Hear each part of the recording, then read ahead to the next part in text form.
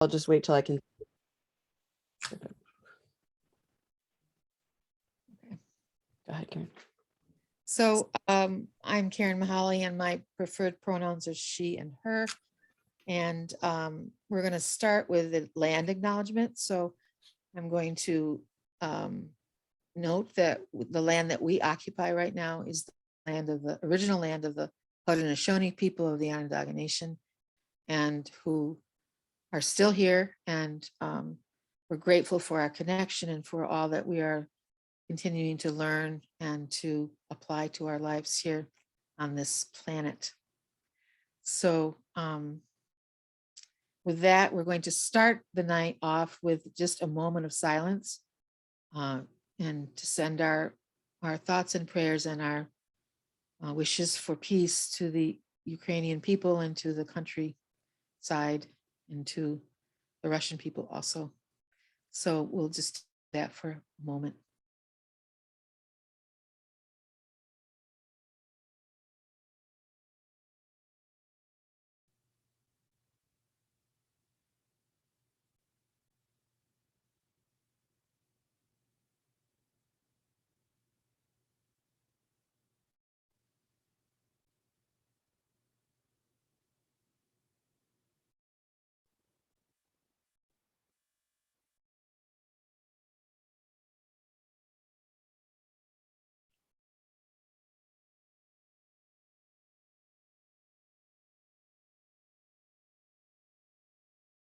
So let us bring our hearts and minds back together again right now, and let's turn it over to Allison to give an overview of what we're doing tonight. Great. Thank you, Karen. Welcome, everyone. My name is Allison Mullen Stout, she, her pronouns. We have quite the night ahead of us.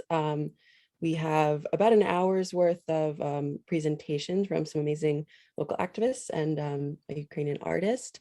So we'll hear from Lita Suki, as well as Ali Wayne, Diane Swords, and Karen Mahaly.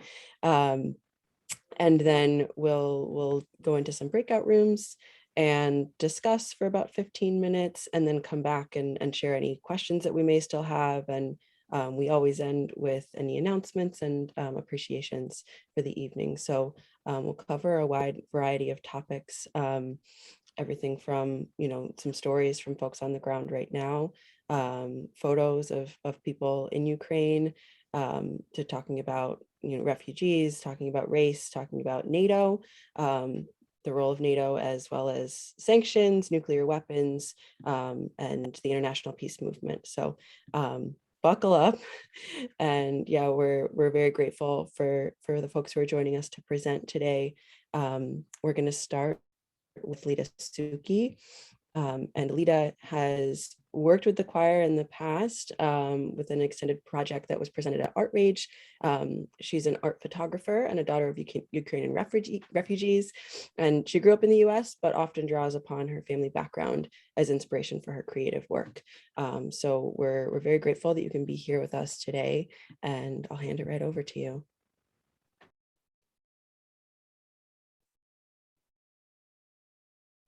you. Thanks very much, Allison. Can you hear me? Yes. Yes. And thank you all for being here and for your interest. I really appreciate it. I wanted to start a little bit with the work of another photographer who's a friend of ours, who my partner Misho helped bring to the United States a year after the Revolution of Dignity in 2014.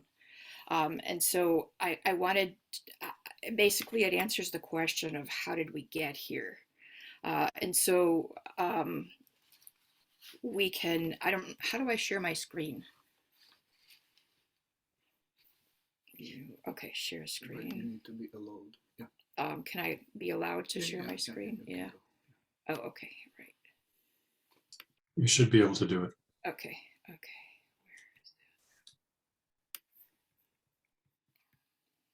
Yeah, it's shared. Okay. So I'm starting with this Revolution of Dignity in 2014, and these are all photographs by our close friend Clem DeMitt, who was only 21 years old at the time that she made these. And I'm going to quote a little bit from her writing.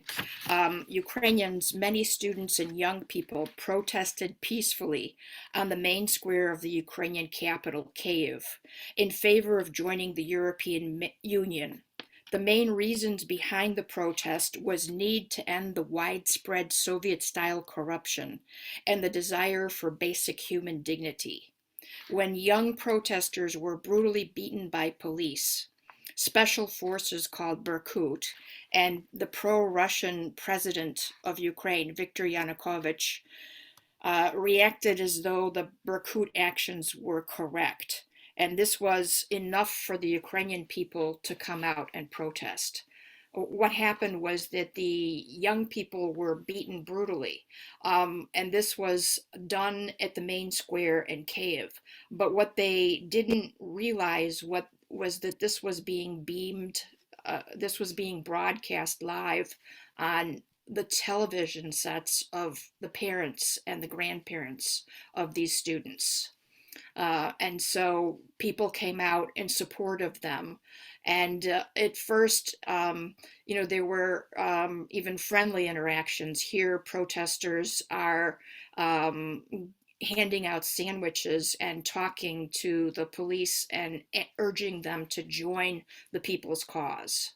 And you can see that they're standing on frozen water here that came from the water cannons that had been aimed at the protesters earlier.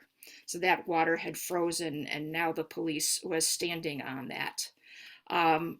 However, the protest did lead to a revolution. And many people joined. And the revolution lasted for a few months. People occupied the square and were living there. The protesters were living there. And every evening around 6 p.m., the priests would come out between the protesters and the police, the special forces, and they would say a prayer. And both the special forces as well as the protesters would participate in this prayer. But people had to be very watchful because very soon after the prayer, the fighting would resume. And I want to say that the people came from all different walks of life. They came from work. This was in the middle of Kyiv.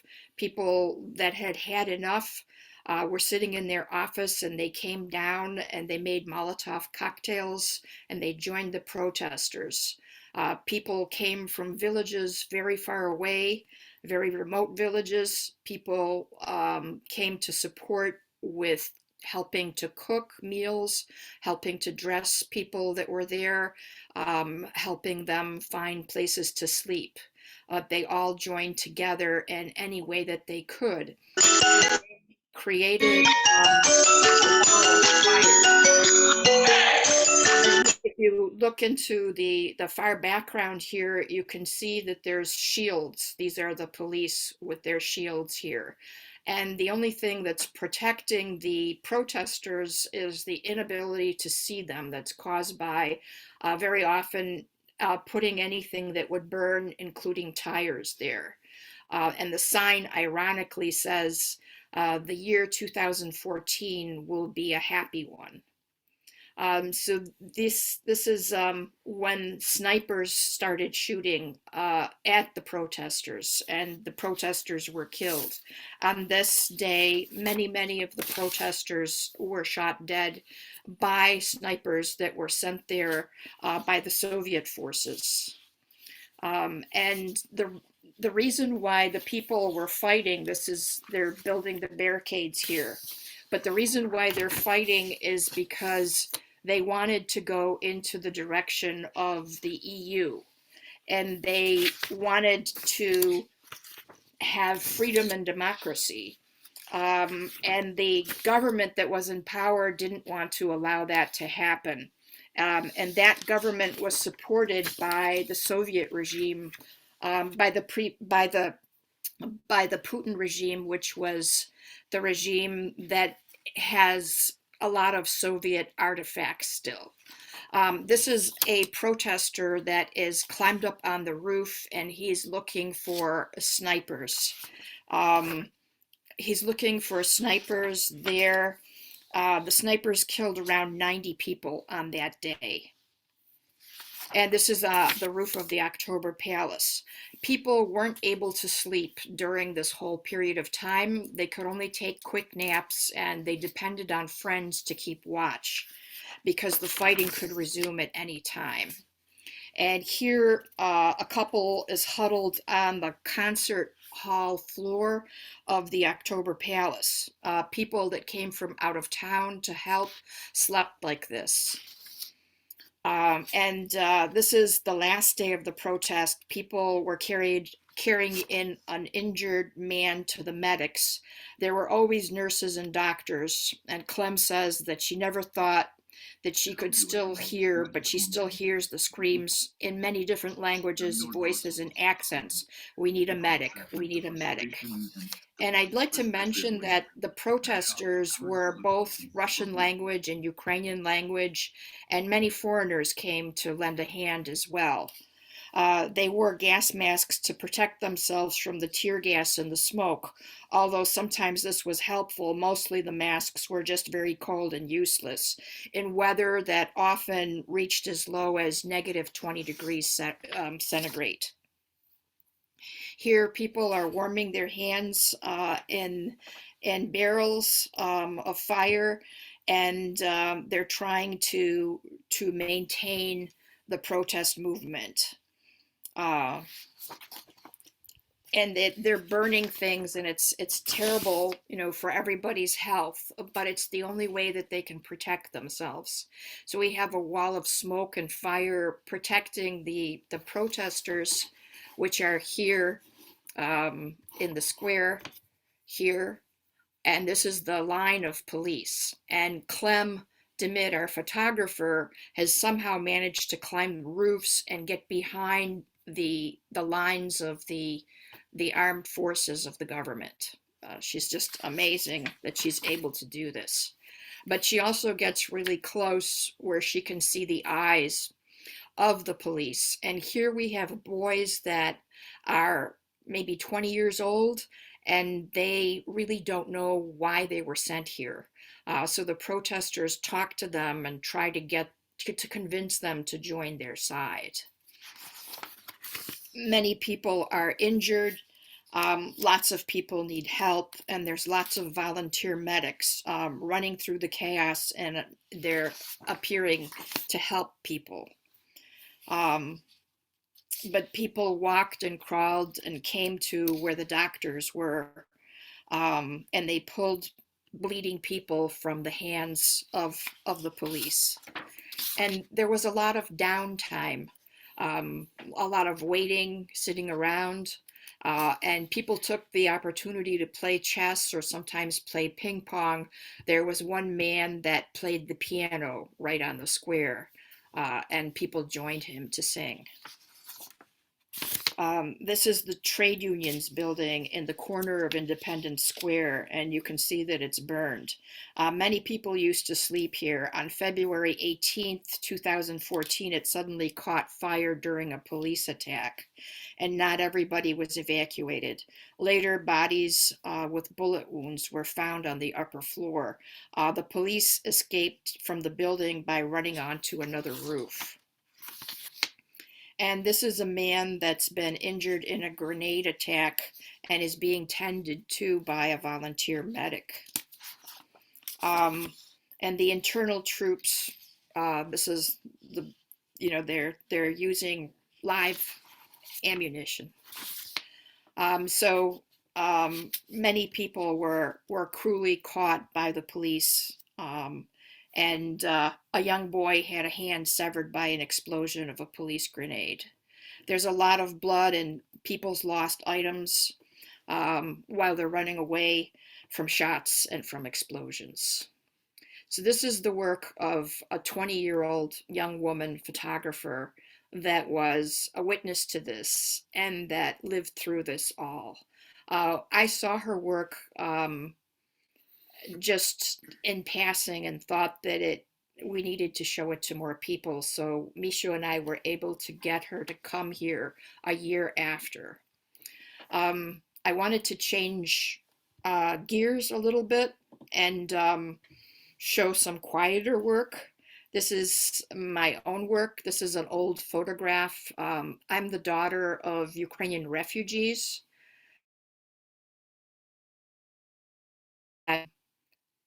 I think that you all know, but I was explaining to my OCC students today that refugees don't come looking for a better life. They are forced to flee their home and everything that they have and just leave with the clothes on their back and maybe a few precious items that they're able to carry.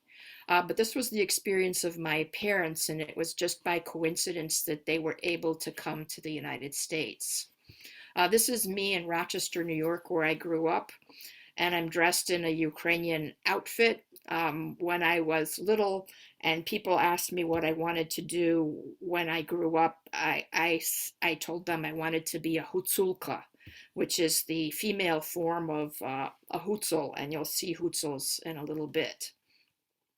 I was drawn to photographing um, people that were also refugees, Ukrainian Americans. So I began by photographing a Ukrainian American refugee that reminded me a lot of my parents.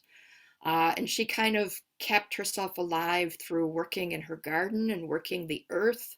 I think there's a really strong connection between a lot of the people in Ukraine and the earth. And this kept her grounded. And this was Prisha Witvitsky, and she lived very, very frugally on the very bare basics, but she was a big donor to various different causes, and in particular tried to help people in Ukraine. This is a picture of my grandfather, whom I never met. He's with a fish, and this is this is the place where my father learned how to trout fish, and he would tell me many stories that turned into myths in my mind. And in 1992, when the Soviet Union collapsed, he was able to travel back for the first time. And I came with him, and we met with this man named Dido Vasil, who lived in a small village in the Carpathian Mountains, not far from the foothills where my father had grown up, and in the same area where he spent his summers as a young child. So Dido Vasil invited me to come back and to photograph. And I did. I came back and I stayed for a year. And I lived in the village with the people and I photographed them using the most unusual contraption perhaps for this terrain, this very large camera that's very bulky and heavy.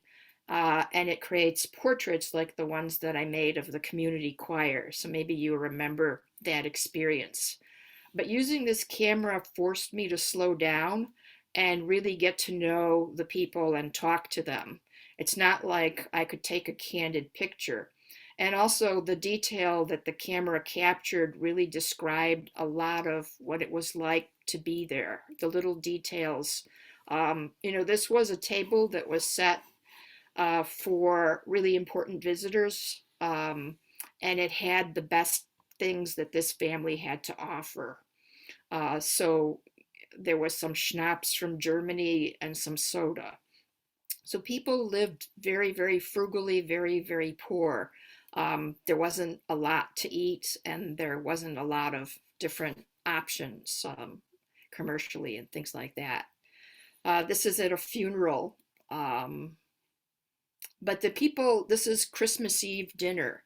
And here people shared the bowls, but everybody got their own spoon. And this is a traditional Christmas Eve dinner with kucha and different 12 meals that are all, don't include any meat, and bread that's shared.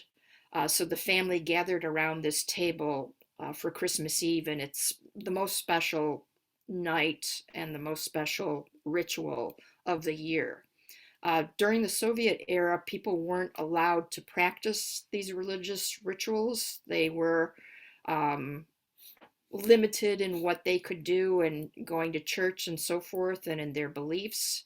And when the Soviet era ended, they were able in this particular village to renew those beliefs. This is Dzido Vasil, who was my host while I was there. And this is his daughter here, um, right here. And she's walking into the house here, and these are some of her grandchildren. And this young man here was my helper, and I want to show you some photographs of him soon. This was the part of the house. There was a little room here that I stayed in for the year that I lived in Krivoryunya. And again, the daughter of the man with the binoculars here, one of my closest friends there. Different rituals, these are from Easter. This is the tomb of a Soviet apparatchik. He was active in the village and implementing some of the Soviet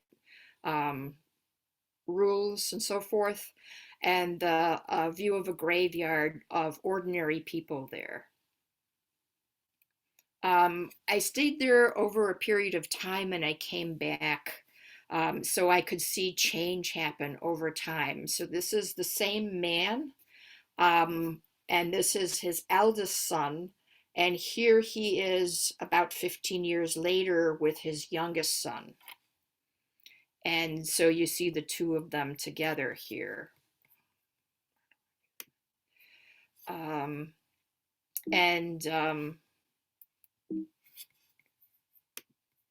This is another family, and I came back about 10 years later, and here they are. Some of them had left, some of them had lived through pretty extreme hardships. A young woman that I photographed, she's 7 here, going on, I don't know, 20, and here she is as an adult and now she has her own family. And this woman dressed in she had been at forced labor camp in Siberia, and she she was one of the few people from Siberia that actually was able to make it back home. And she recreated the prisoner's garb that she wore while she was in forced labor camp. Actually, these hands were used to sort through uranium ore. So the best years of her life, she lost in those labor camps. And then I photographed her later. So you can see the change over time here. And finally, I'm going to end with this set of images. This is my friend Hanusha. She's the granddaughter of Dzido Vasil with the binoculars, and her daughter Marichka, the great-granddaughter of Dzido Vasil with the binoculars. Marichka sent me the Eurovision music just the day before yesterday. So here she is. Now she's a volunteer. She's volunteering in the, I think it's, what is it called? The Transitional Army, or the Transitional Self-Defense. And people have learned that they really can't rely on the government much for help. They have to support themselves. And there's a new reinvigoration of volunteerism and of helping one another through community organizations. So she's very active in that now.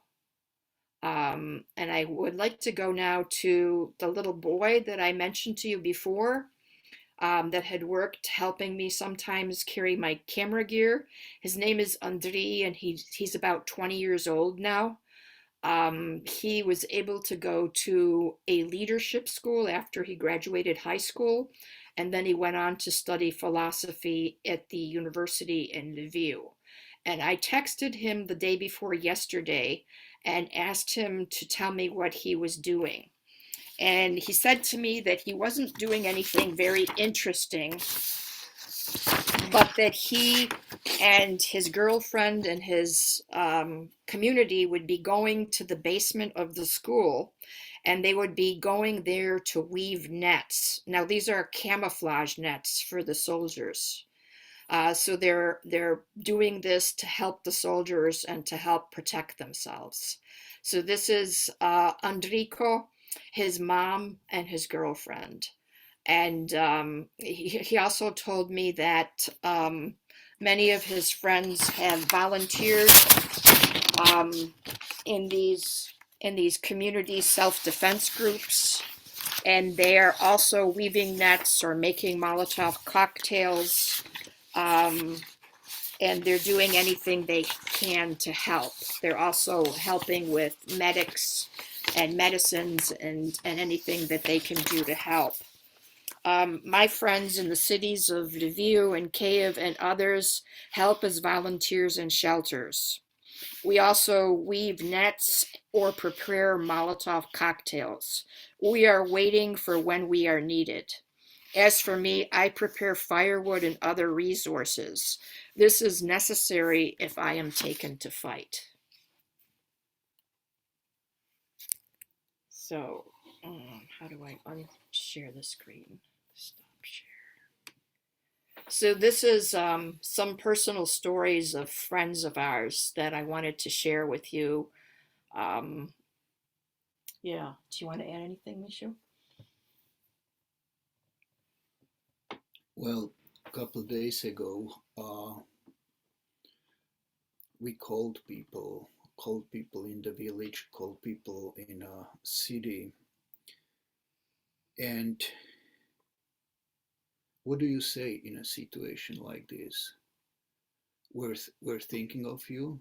We wish you strength. Simply, you don't know exactly what to say. Then you start to think, how can you help? How can you make a difference in this very desperate and very brutal fight when Ukrainians are fighting for their country, where Ukrainians are defending their freedom, when, yeah, it's hard to describe of what you say. So you're trying to do things like talking with other people, explaining about a country that these days seems to set an example of what it is to fight for own freedom, for own survival, and for its place in a democratic world. Mm. And maybe I should mention one more personal thing, or kind of one more thing. Some of you may know Lida's mom, who was escaping, who, as Lida started basically to save her lives, to save, the lives of the family. And she would tell me, Misha, you don't know what it is to have Stalinist or Putinist Russia as your neighbor. And one of the things that I would like to share, I've been glued, to the internet. I've been glued, to news. And what you see is an incredible destruction, loss of lives. Many young people people of all ages from Ukraine, but also many Russian soldiers that they don't even know where they are. They don't even know why are there, that they came on tanks expected that they will be welcomed with the flowers. And they are, if they survive, they call their parents and say, I don't know what I'm doing here. And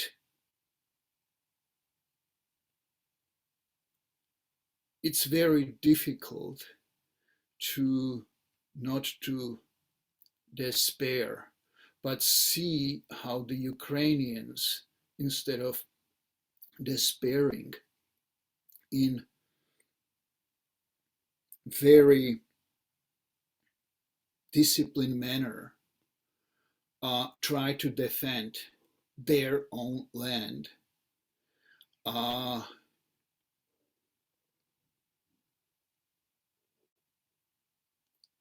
don't want to use the word inspiring. I just don't know what to say, but I pray for all people in this vicious conflict. I pray so that the occupying army moves out. And I also hope that the vicious mind of the authoritarian and Kremlin will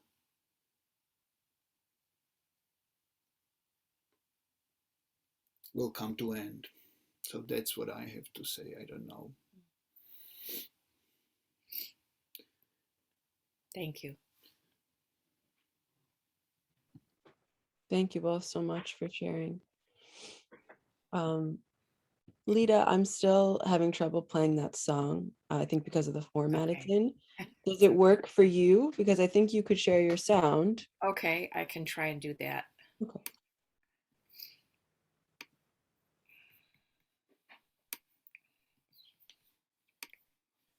And share the background of it. And in the meantime, you've got some reactions in the chat. So I'll just share those. Jonathan and Sarah say, thank you, very poignant.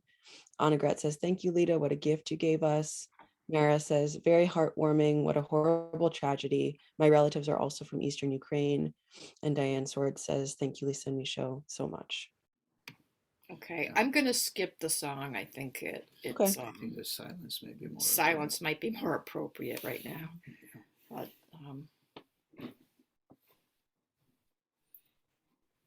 so we are very thankful for the opportunity to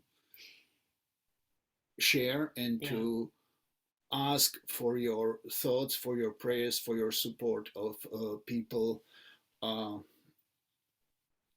Ukraine in their fight in their for time of survival. need. Yeah. Mhm. Thank you. Thank you. And Diane Ogno says, love to you both. Barbara says, thank you, Lita and Michaud. Carolyn and Michael say, thank you for sharing in this difficult time. I also have ancestors in the Carpathian Mountains. Jess Ryan says, we so appreciate you sharing with us. We will send thoughts, prayers, and love. And Colleen says, so grateful for your witness. My heart goes out to all the people of Ukraine. May soldiers all lay down their arms. And I would love now to introduce our friend Ali Wayne. Ali is a member of the Peace Council Steering Committee and the Undocu Black Network, and he will share a note on race. And thank you so much for being here, Ali. I'll hand it over to you now. Yeah, this feels very heavy, and I appreciate the silence, actually. Thank you so much, Lita and Misha, for what you shared in terms of the political struggle in Ukraine, people's desire to simply be free. You know, I think those pictures of daily life, I mean, they depict what we all want to have, I think, in our lives as a safe space, a little bit of a refuge. I did want to talk about a particular situation that has not been talked about much in the news around this, but it is certainly in the service of figuring out how we can make sure that all of the people affected by this war are safe and secure and loved. I did want to share that. So I am a member of the UndocuBlack Network. We are a group of people who work with mostly undocumented and Black folks in the United States. And so we think very deeply about issues of immigration and refugees and things like that. And on a personal level, this, I think, hits me so hard because I remember the reason that I eventually became an anti-war activist is that I spent a little bit of time when I was younger in Rwanda before the genocide exploded, but in the theater of war for about a week or so. And that really sort of traumatized me. And watching pictures of people sort of fleeing for their lives is, I know what that feels like. I know the terror of that. And my thoughts and love are with the people in Ukraine right now. I did want to touch on a topic that has been underreported and that my organization has been trying to get some media people's attention to on this issue, which is that as obviously people are fleeing Ukraine right now, and I believe last I checked, I mean, we're looking at a mass exodus.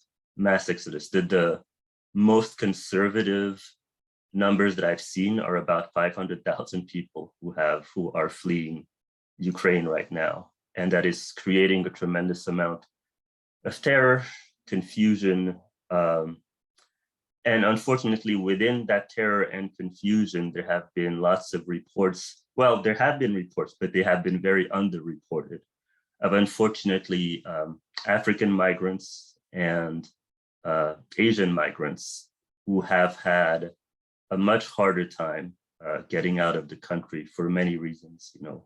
The obvious one is that their embassies are not up to being able to supporting them. But the other thing that needs to be named, unfortunately, is that as many of them are trying to leave, many of them are students studying in medical school or engineering school who went to Ukraine.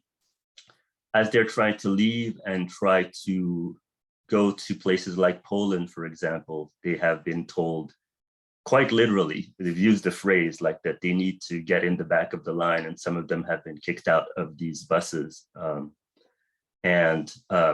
The people who have been prioritized in terms of being evacuated are white Ukrainian citizens.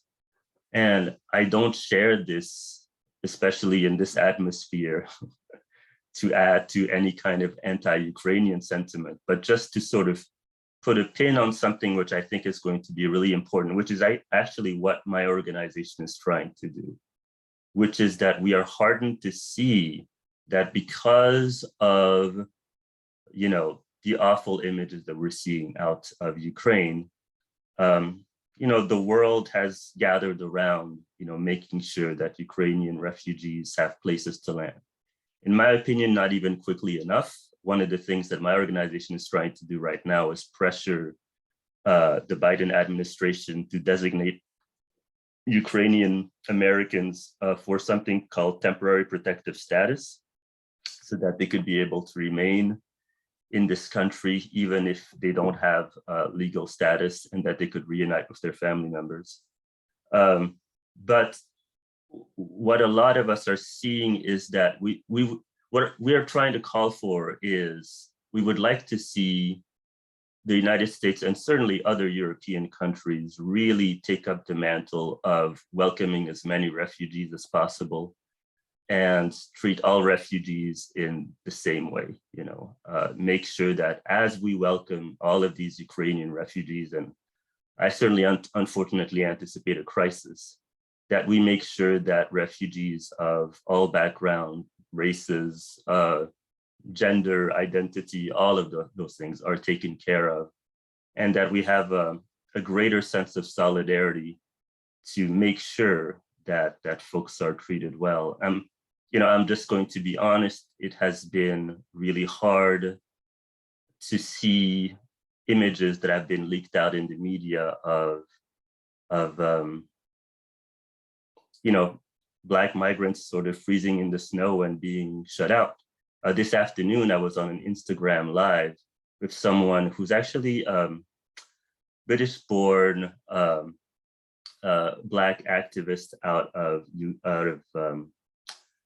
who's been trying to get some resources to the people, to these Black migrants in Ukraine. And she's been sharing with me some horror stories about the unequal treatment of these Black and Asian migrants trying to flee. And I don't need to get into any details, but it's just another layer to this atrocity, which is as everyone is trying to find a refuge of safety. Unfortunately, what we often see is that, refugees of color tend to be the ones who are at the bottom of the barrel in terms of getting help. And what my organization and a lot of Black, I think, migrant organizations are trying to say right now and to share right now is that, yes, absolutely, we need to focus and make sure that our Ukrainian kinfolk are taken care of. But let's not put to the side the issue that all refugees should be welcomed where they need to be. It varies by country. Poland has actually been the worst of the countries when it comes to being unwilling to take in Black and Asian refugees. But we want to make sure that everyone is safe. So I guess I will just, end my remarks here, but just want to really emphasize that the only reason that I'm sharing this is that I think that this is a potential moment of true global solidarity. And that just as my heart weeps for what's happening to my Ukrainian kinfolk, I want to make sure that everyone in that country is safe, including the people of color trying to flee this incredible violence. But just wanted to thank you for this opportunity to share, and I want to once again just share my sympathy, love, understanding to the people in Ukraine, and whatever we can do locally, nationally, to pressure our politicians to make sure that this atrocity ends and that whoever needs to find a home leaving this war theater is going to be able to find a home. So thanks for giving me this time to share about this issue.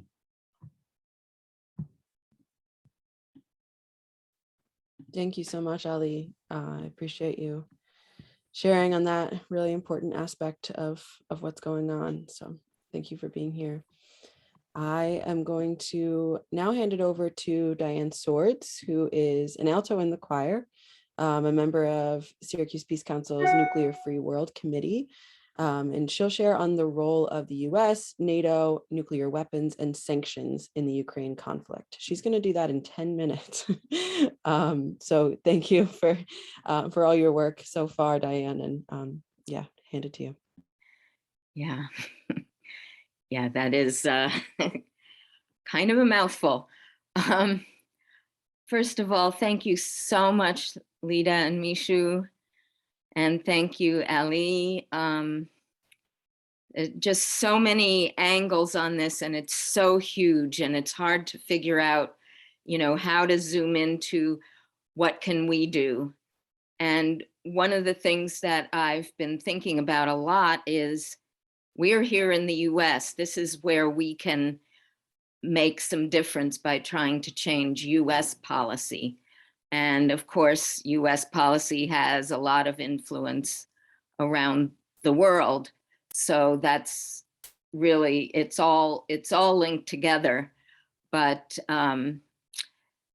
that is where I'm going to focus. And I also want to be very clear that what I'm doing is more raising questions that need to be raised than bringing answers. Although I think I've gathered some things from peace organizations around the world that are very important.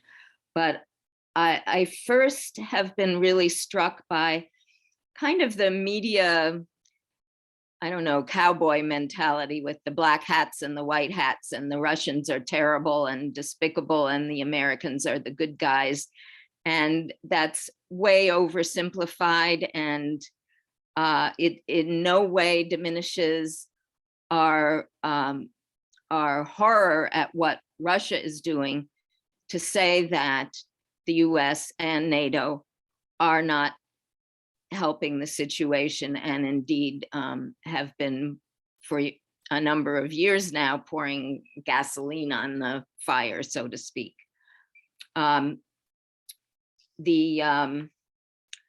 I know that a lot of people that I knew during the Cold War who would have, not been willing to talk about this in a dichotomy like that, an either or way.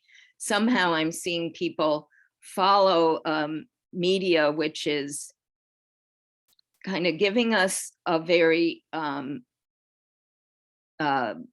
elite-oriented message.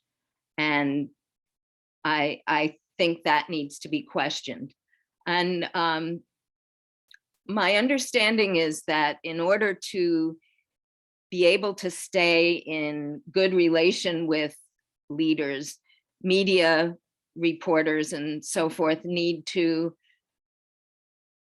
report what the government wants them to report. And not that it's controlled, but it's very difficult to go very far from that. And so what we end up with is something only slightly different than government talking points. And that's where we need to be raising questions and not just going with the mainstream story. So one of the big questions I want to ask is NATO a defensive alliance? Because we are told that people want to join NATO because it gives them security and that it's for their defense. But first of all, NATO is not always defensive. It has supported US military aggression in a number of conflicts: Iraq, Libya, Afghanistan. So NATO is not an innocent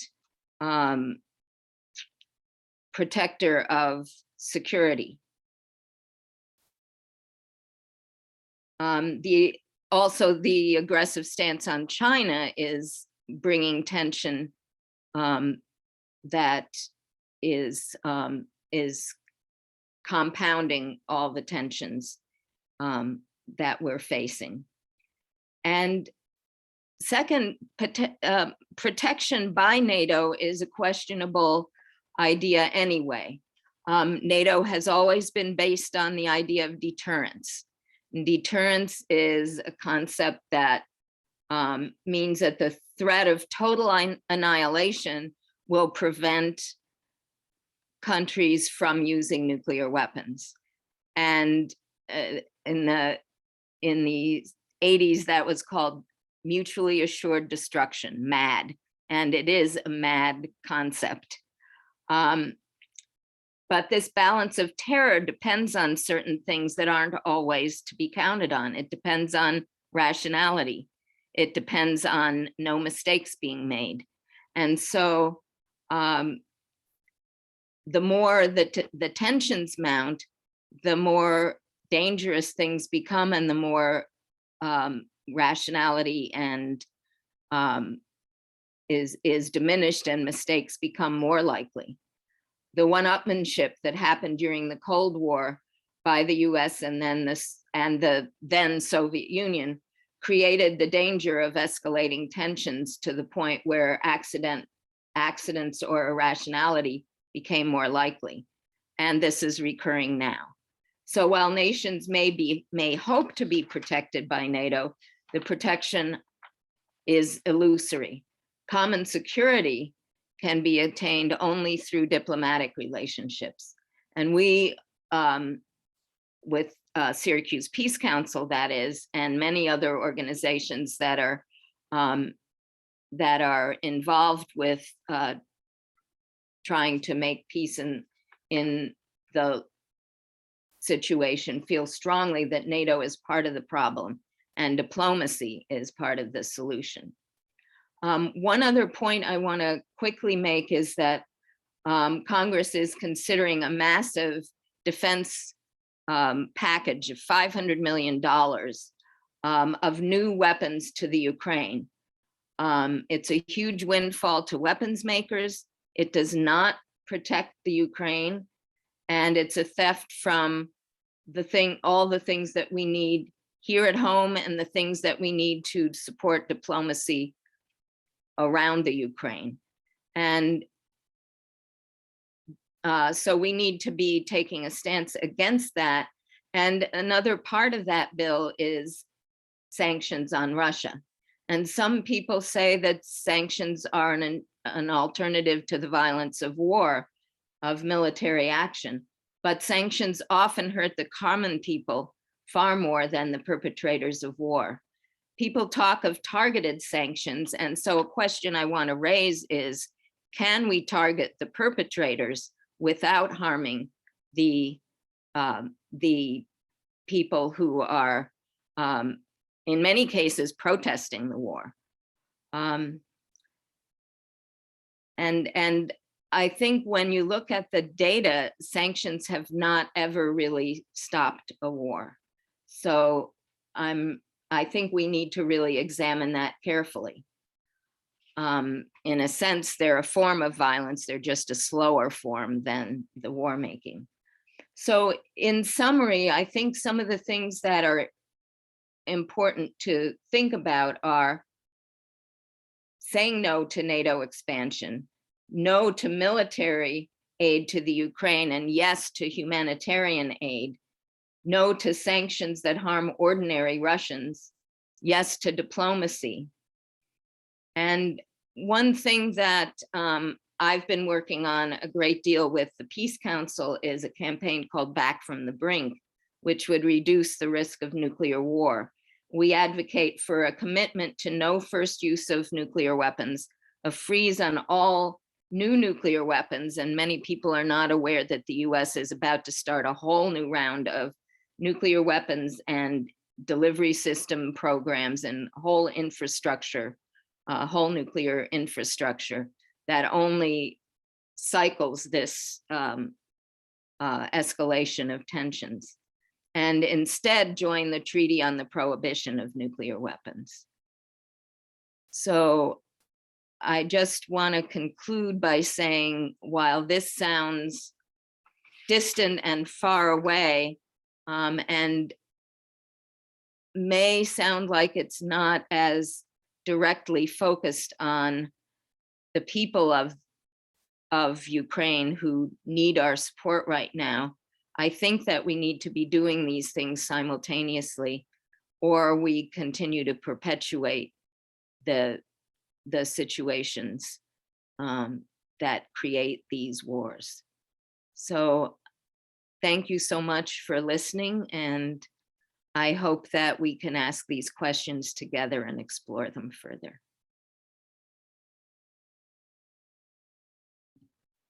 Thanks, Diane. Thanks for sharing that perspective. It's really important to hear about that. I'm now going to hand it back to Karen Mahaly, choir director. Although first I'll actually share a couple of the responses. We had some responses for Ali. Thank you, Ali. This is Annegret, for highlighting this issue. It has certainly come up before with other migrants arriving at the borders of Hungary, Poland, etc. Remember the recent crisis at the border between Belarus and Poland. It's hard to make these things jive. Jonathan and Sarah say, thanks for the invitation to deep intersectionality and critical, analytical and caring angle. Carolyn and Michael say, my heart goes out to you, Ali, your comrades and people of all ethnicities in Ukraine. And we had a few comments on Facebook as well. So going back to Lita, Nancy Gwynn says, great gratitude, Lita. Your photos have brought these people of Ukraine to us. And Nancy also says, thank you, Ali, for sharing, for challenging us. So I'm sure we'll have some more for you, Diane, reactions to things you're saying. Right after Karen speaks, we're going to transition into breakout rooms. So I've shared the Zoom link for those of us who are on Facebook. So you're welcome to join us on Zoom if you do want to join a breakout room to chat with a couple of other people and share your reflections. And if not, that's okay. So I will now hand it over to Karen Mahaly, Director of the Choir, who will talk about the International Peace Movement.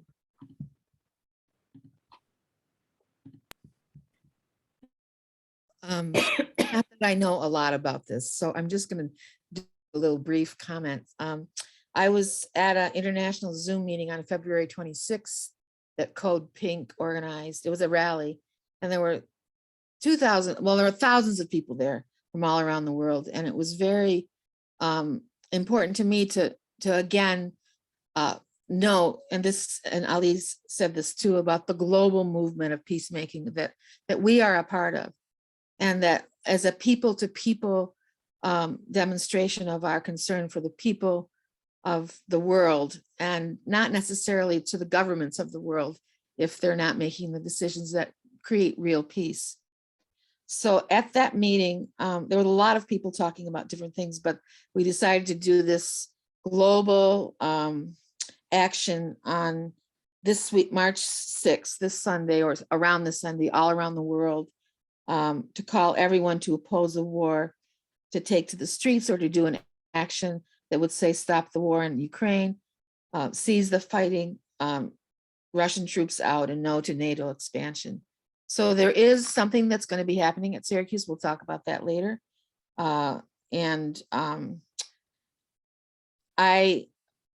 They did talk about them.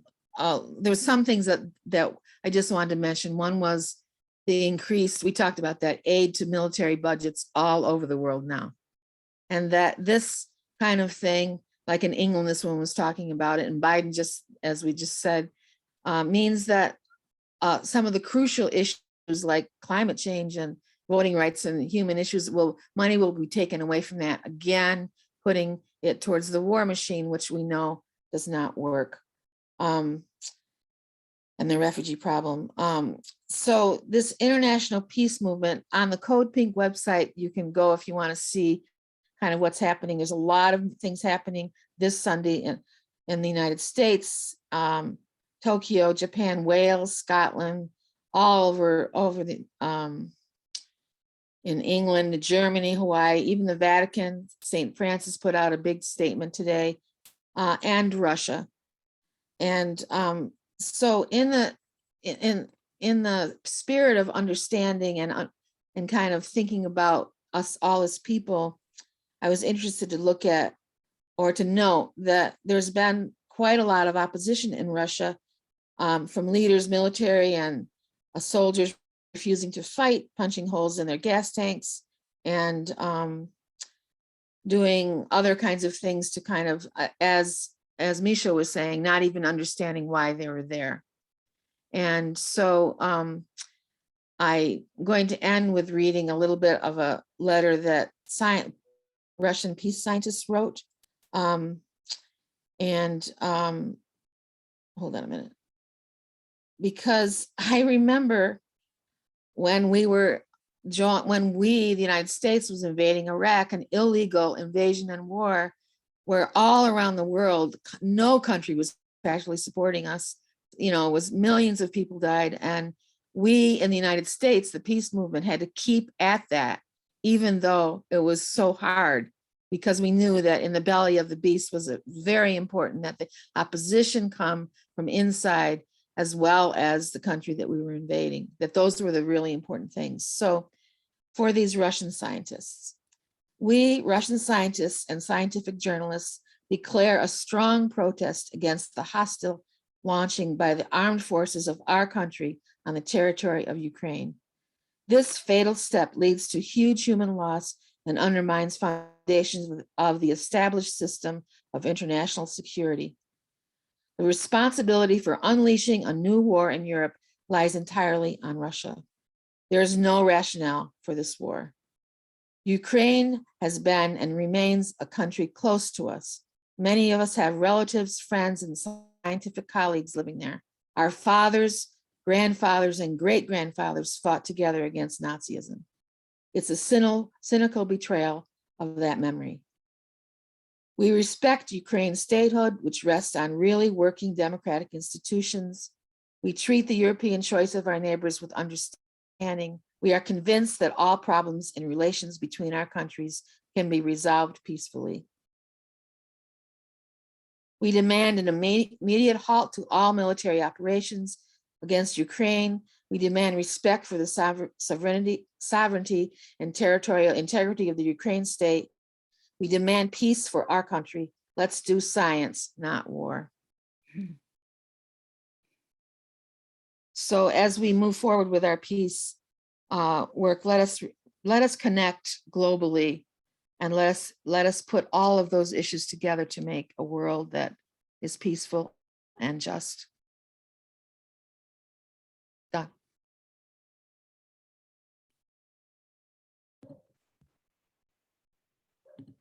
Thanks, Karen. That was good to hear. And I shared the links in the chat as well if folks want to read more. And we can talk a little bit more about it later, but the Syracuse Peace Council will be participating in Global Day of Action on Sunday, downtown-ish, midday-ish. There'll be more details coming in the next couple of days.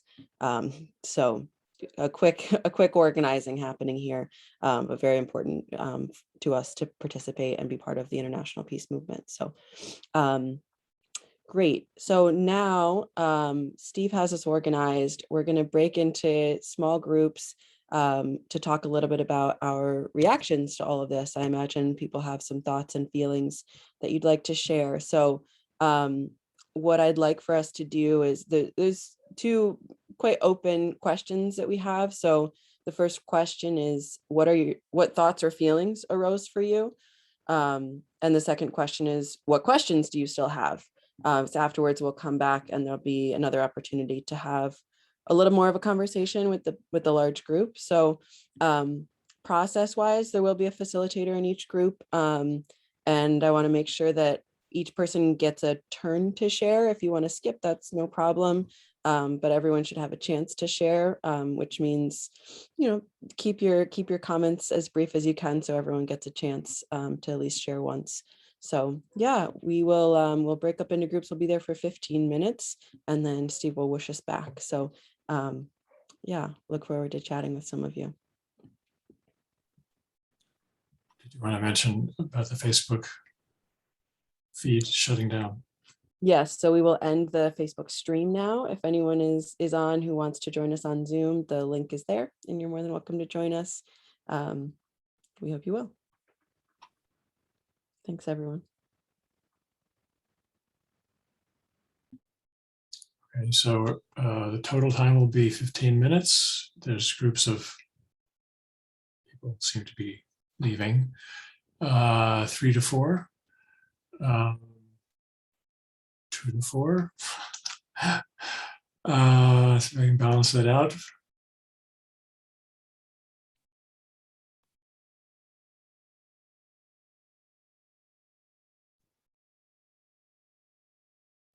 After 14 minutes, you'll have a minute left. So you don't have to come rushing back here. It'll bring you back automatically.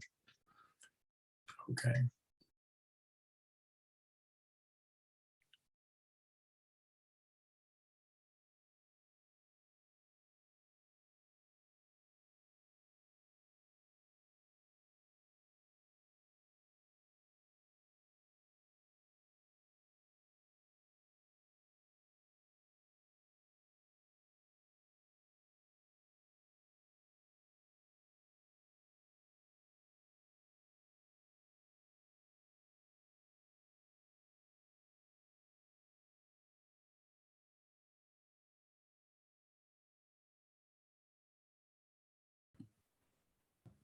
Welcome back. I hope we had some fruitful conversations. And I'd like to open up the floor. You're welcome to raise your real or digital hand and ask to say a question, and I can have you unmuted, or put your question in the chat and I'll read it out, or a comment or anything that came out of your conversations. I'm looking for hands. Jonathan, Sarah say, thank you. I'll see you on Sunday. Mara.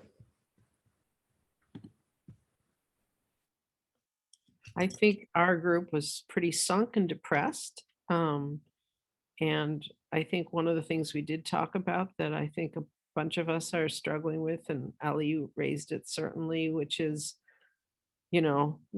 why are we caring more about Ukraine and people being murdered there? Is it because they look like us, or like many of us, or et cetera? And do we not care as much when it's a country in Africa or somewhere else? And then, of course, that grips at me too, because I know it's true. It's like we feel more attachment to certain places or certain narratives or certain people. I don't have relatives, from Africa. I have relatives from Ukraine. So, but that doesn't mean that the people being killed in those other countries aren't also children and mothers and families and civilians, et cetera. So how do we both care about this particular crisis, which is horrible, but on the other hand, not get lost in the fact that this is not the only one, but we don't also want to get immobilized like, oh, well, there's so many, you can't do anything about any of them. So you don't want to get so generalized like, yeah, people are being killed all over the world. What can you do? Versus we only care about this one. So somehow I and some of the rest of us were struggling in that tension. Yeah, we asked that question too, Mara. Karen Remley is interested in hearing why Putin is so fixated by controlling the Ukraine. Does anyone have a response to that?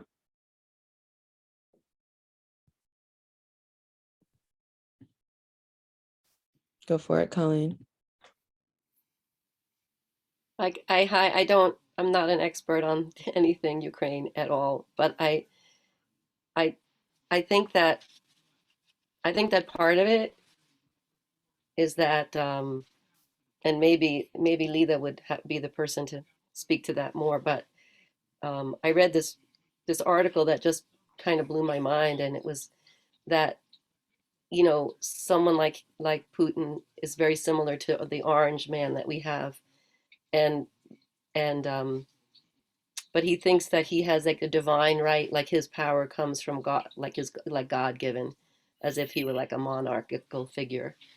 And I think that the histories of that region are really intertwined, and so that's, that's a reason why just he, thinks that he can take it. Yeah, and connected to that is that I just can't I can't wrap my head around why a few people in the world can control everyone's lives. This is something horribly, terribly wrong. And I think what Karen was saying before, but we just have to, come together somehow, because it's just can't stand, can't stay. The earth will not abide by it. Yeah. Annika? Oh, go ahead, Michelle. I would be interested that the person that asked why is Putin so fixated about Ukraine, what she or he thinks why.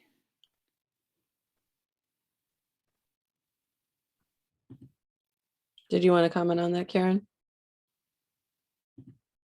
You're muted. I'm trying to unmute myself. It wasn't working.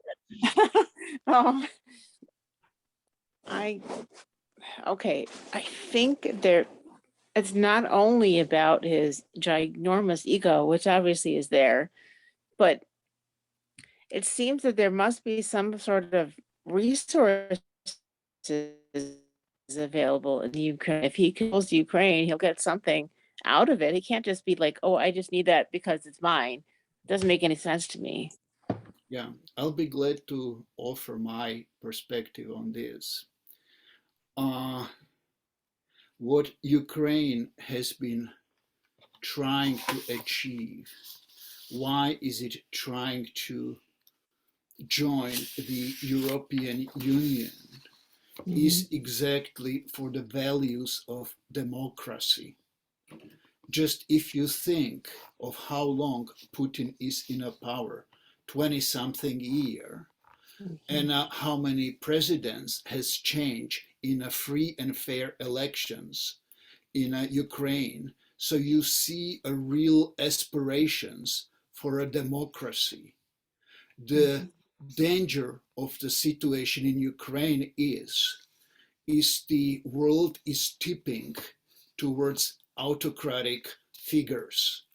That is why the former President Trump is speaking about Putin with the great, with the great admiration. So I feel, Mara, what you said, and why do we care about this? Is it because it's Ukraine?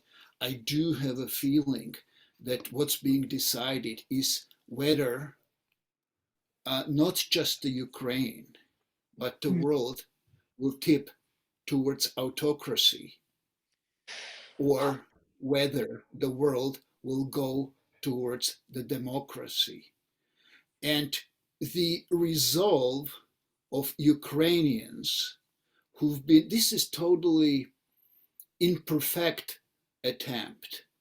I've been looking a lot of videos. This was from 2 years ago with the soldier in a trench. Why are you fighting? We are trying to go away from the Russian Empire. If you think about the Tsar, who speaks in his presentations, there's no such a thing as Ukraine. They are just the Russians. It's a 40 million nation, that tries to go in a different direction, in a direction of democracy and freedom. And the danger of that for Putin is that the people ask, how come that this portion of the former Russian Empire is able to go towards the freedom? Just think about the current president that is there, yes? Zelensky, when he is offered, to go to the safe haven, yes, to own personal safety, and he says, I don't need a ride, I need an ammunition, I need a help, So I think that the danger of Putin, and Putin already lost this war. He may subjugate it, he may kill so many people, but the desire for an open democratic society has been in Ukraine for a long, long time. That's the danger. That's the danger for Putin. Thank you. Thanks, Michelle. I know Anna Grat had her hand raised, and then I do want to give folks a chance to sign off if you do need to leave, but we can continue the conversation for those who want to stay. Go ahead, Anna Grat. Hey. I was actually trying to ask Lida and Mishu a question that you started talking about, Mishu, which is, Putin talked as his excuse. He talked about the history of the Ukrainian map and statehood and all of that kind of stuff, and I'm interested in learning a little bit more about that, but I don't know if we have time for that. That's why I was like waving and wanting to jump in before you talked for a long time. The best resource would be Googling Timothy Snyder, who writes about who writes and talks about the very complex history of this nation from the perspective of the historian. Why don't you put in a chat the name, Timothy Snyder. Timothy Snyder is also the author of the text on tyranny. That is the very small,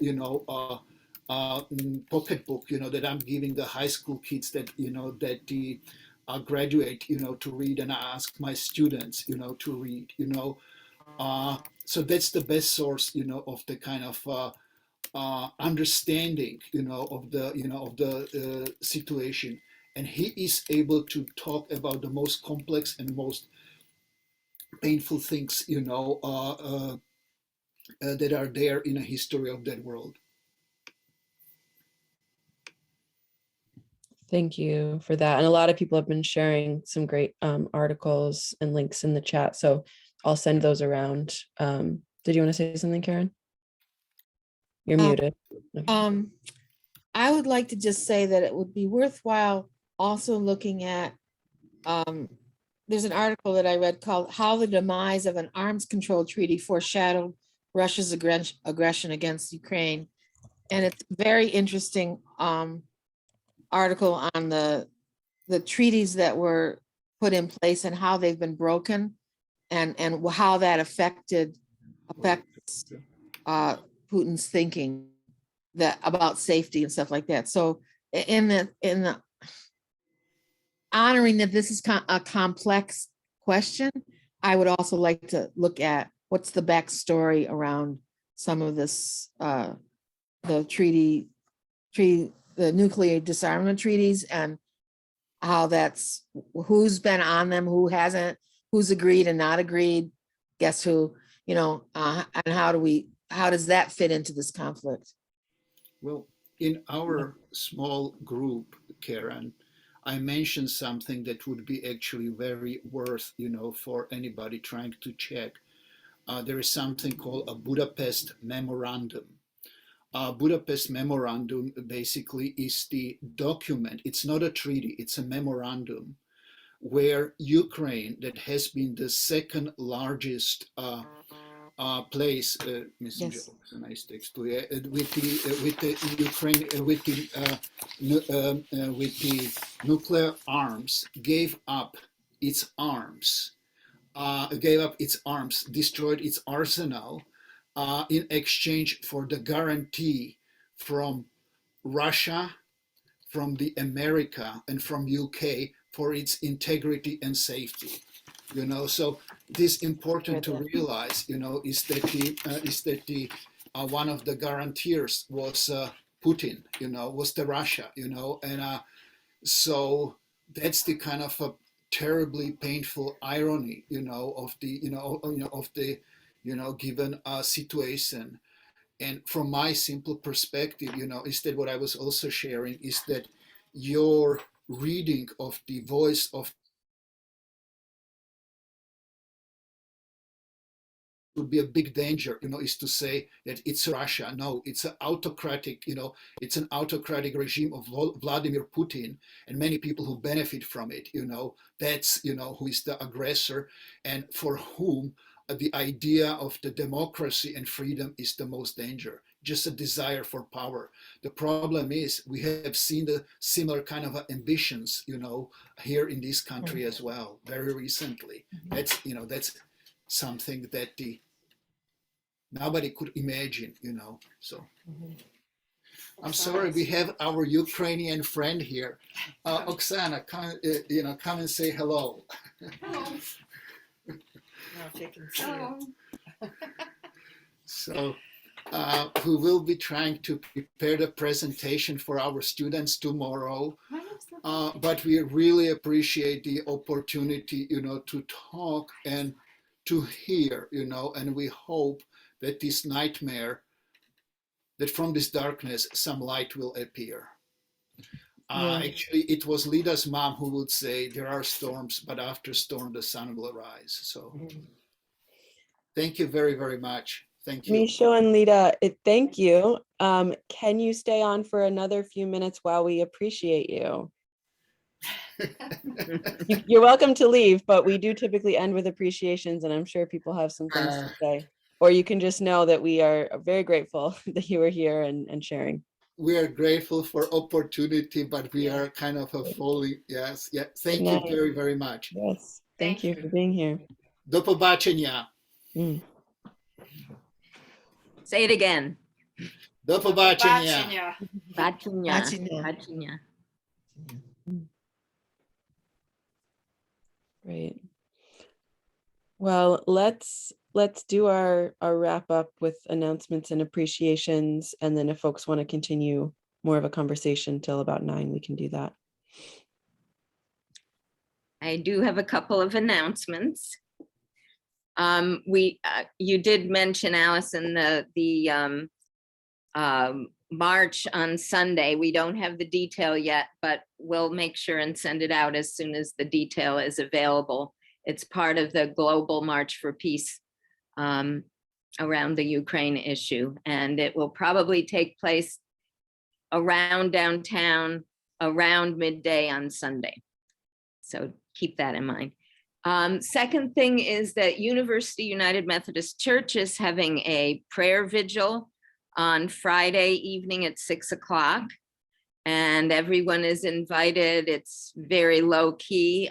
Pastor Alicia Wood has asked us to announce it and encourage people to come. And, you know, there'll be silent prayer. There'll be opportunity to say something, and it's fairly brief. And if you, University Church is 1085 East Genesee Street.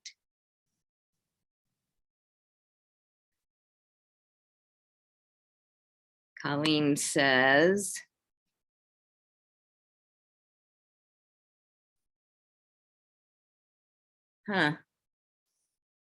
Colleen, let's talk. I think this group could use some of those stories. Mm-hmm. It's pretty disturbing what's going on, but we need the hope. Mm-hmm. Wendy? There's also a regular demonstration on Fridays at 4 o'clock at the corner of Erie Boulevard and East Genesee Street. So people are showing up there with signs, diplomacy, not war, and other similar messages. And also Monday at 11 is the last coffee hour of this season. So there'll be a link that will come out. It's the same link that we use on Wednesday nights if you can't find it. So that's been fun for anybody who wants to jump in. Thanks. Thanks, Wendy. Could I just say that in our group, we kind of all acknowledge that the antidote to despair or being stuck is really action, doing something, active hope. And I feel like this week that happened to me. I happened to go to the Code Pink rally, and then I went to the Peace Council meeting, and then I was with all these people who were doing things, and then Diana and Allison and I decided to do this, and all of that felt like I could deeply feel this grief, and I can cry about it and about humans and about all the wars, but also some sense of being together and acting. And that's what I would suggest that we do as humans to do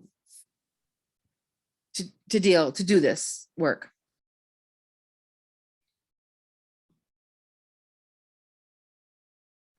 Annegret?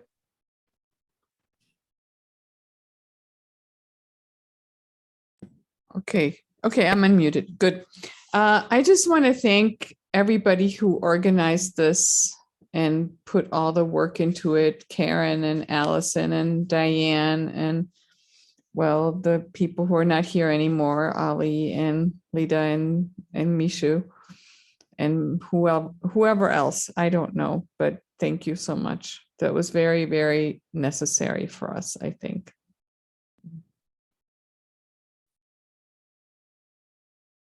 It looks like Stephen has his hand up. Stephen.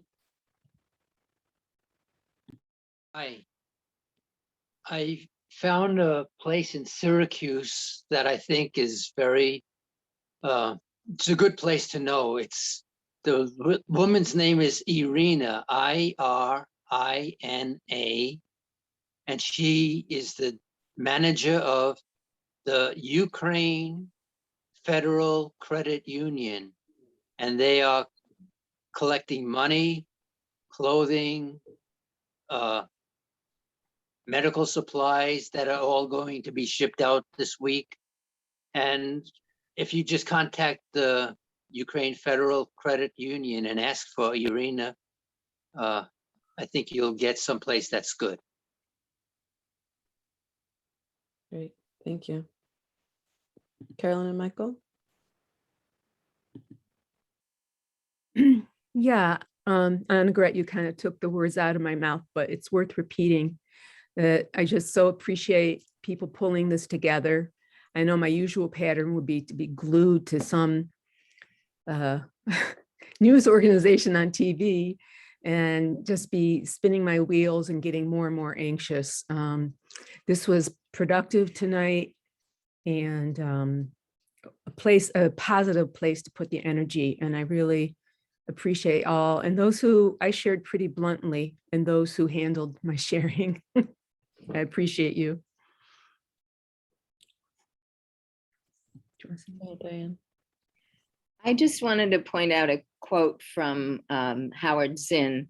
I think it speaks to what Karen was saying, and it speaks to so many people's despair right now, which is very, very real. But the point being that there's both the evil and the good, and if we only focus on the bad things, we just become immobilized, and we have to have hope in order to act. I put the quote in the chat and I'd be glad to send it around, but it just really keeps me going a lot of the time. So thought it might be useful. Thanks, Diane. Good night, Joanne. Any other? Colleen, go ahead. You're muted. Still muted. But it's such a pain in the ass. You should just unmute everybody at the end. Diane, you reminded me of Jolie Rickman's her famous quote. When she was really sick and she was dying of cancer, and she said, "Carl, I'm the happiest activist alive." And I said, "Why?" And she said, "Because I'm alive." And I just that says it all, it really does. So, and I've heard you quote that before many times. Yes. And, and I think of the Onondaga, the Haudenosaunee, and they're all, grateful for everything, grateful, I mean, every day. And I did just want to say that there are just a couple of things coming up. There's that I'll share with Steve to share with you. Because Bev Grant, songs we've sung, she's turning the big 80, so we're having a badass Bev birthday bash online on March 20th. And then there's going to be a women's labor concert online too on the 26th. So those should be really wonderful. And I'll share those links with you. But I really, really appreciate tonight. And, it was just a perfect combination of speakers, really informative and really powerful. So thank you so much.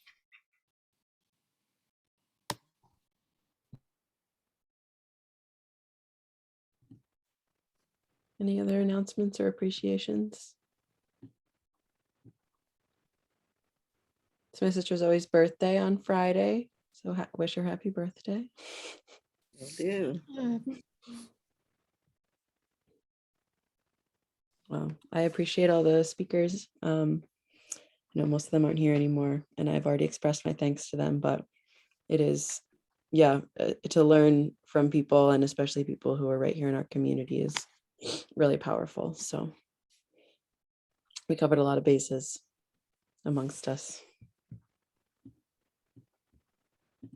Diane Agno says, "Many thanks to all who came tonight. We will carry the messages forward."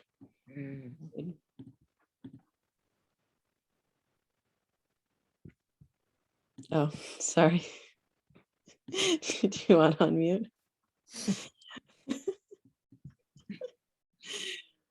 All right. Well, thanks, y'all. Yep. Steve, I'm going to stay on because I want to hear the end of your story that you didn't finish in our small group. Can I say hi?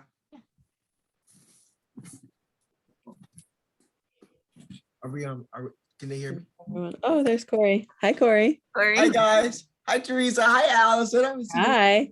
It's so dark in there. Good to see Yeah, you. it is kind of dark in there, the lights. But I just wanted to pop in and say hello. Hi.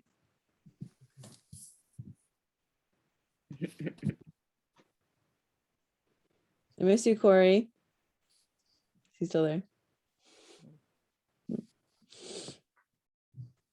So who's in the middle of a story? I can't wait to hear. Steve was in our small group. Okay, so the end was, and he Well, couldn't, you can't tell the beginning because no one else couldn't could. stand it. It was the one thing he was pissed off about. Okay.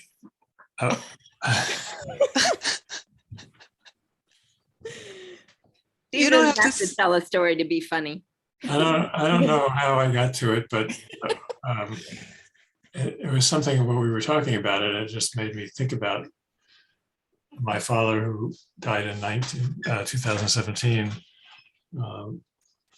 at the age of 99, and he was mentioning he wasn't at all a politically active person.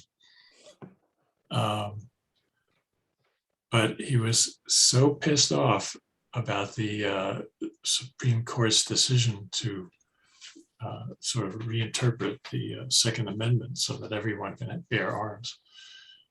And that's like, and I don't know why I brought that up. Me neither. So you're gonna have to. Oh, we were talking about, what would we do in that instance? Even if we have an inclination towards peace, we defend ourselves, our country, it's impossible to know, I think, fully. Right, and it kind of depends on whether, some of the issues around nationalism, as we're talking about, and and also who has weapons that personally. Right. Yeah. I have a blowgun, but I don't have any darts.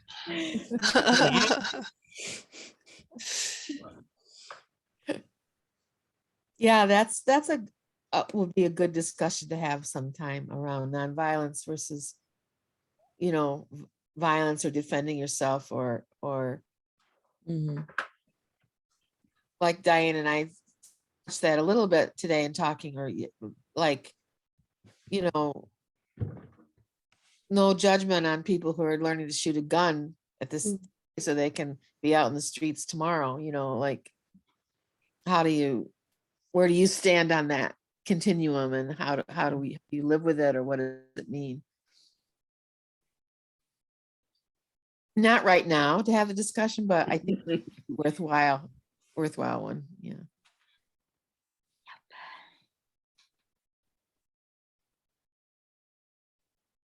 One of the things that, just so that us organizers know, like in my group, people were saying they had no idea that NATO or sanctions might be not okay. So it was really good. I mean, they're like, okay, I'm going to start reading about it, and so that, that there would be a question then. Let's look behind this a little bit more, Yeah.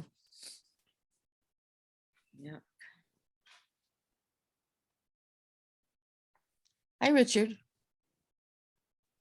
Are you home? Welcome back. Yeah. You're muted. Working on it.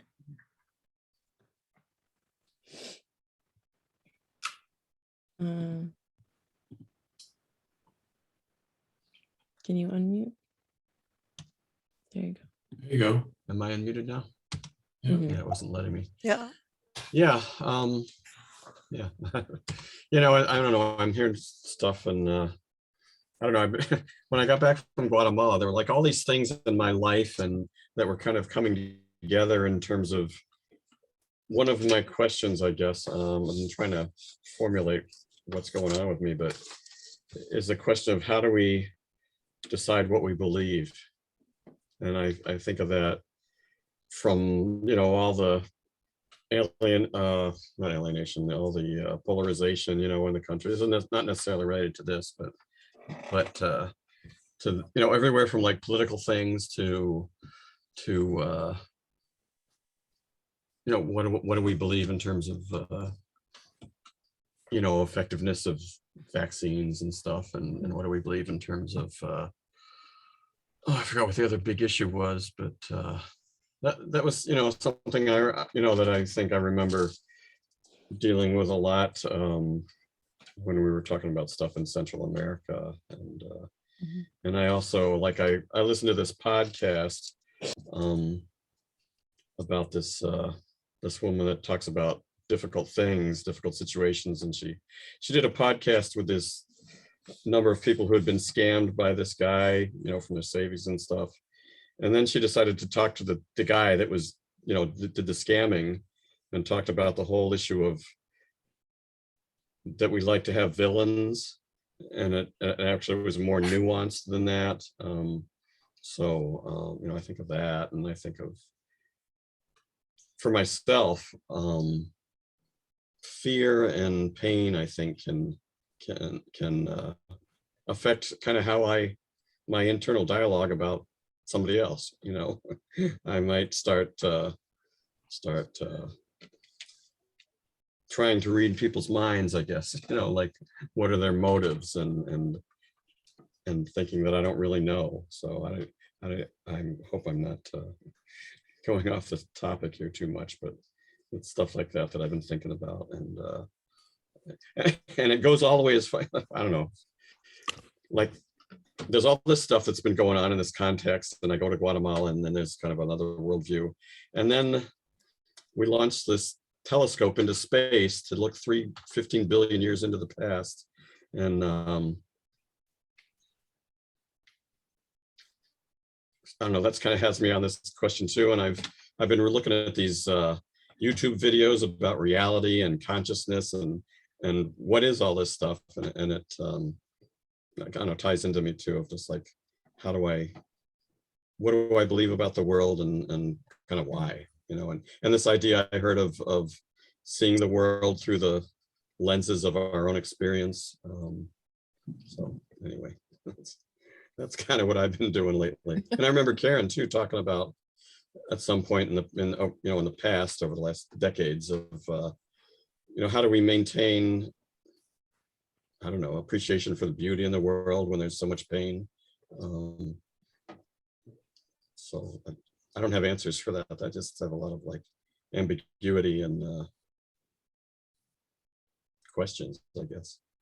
So anyway, that's where I am right now. I got back at midnight last night, and Oh, wow. it was funny. I don't know. Is this okay that I keep going on? I don't want to. We were I flying have to go have back. dinner. What's that? I just said I have to go have dinner. Okay. I'm going to pause the recording.